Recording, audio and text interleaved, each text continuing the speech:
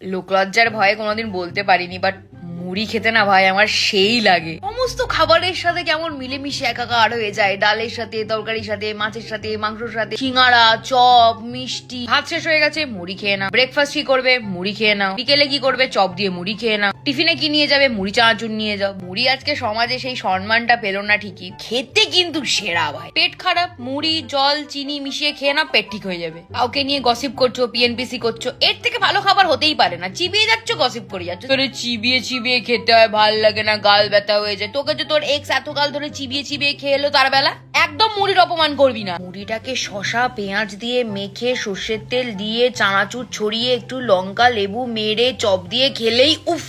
মুড়ি মানেই একটা লং টার্ম রিলেশনশিপ। হাতে নিয়ে মুখের মধ্যে দিয়ে জিভের সঙ্গে সেটা আস্তে আস্তে নরম হয়ে জিভের মধ্যে লেগে আবার দাঁতের মধ্যে জড়িয়ে মুখের মধ্যে ব্লাস্ট করিয়ে আস্তে আস্তে গলা দিয়ে নিচে নামবে। মুড়ির সঙ্গে দুটো বাতাসা দিয়ে দাও, তাও মানুষ খেয়ে নেবে। আমাদের এই টক্সিক সমাজ মুড়িটাকেও ছাড়লো না, মুড়িটাকেও একটা জায়গা দিল না। নাহলে মুড়ির না আজকে একটা ন্যাশনাল অ্যাওয়ার্ড পাওয়ার কথা।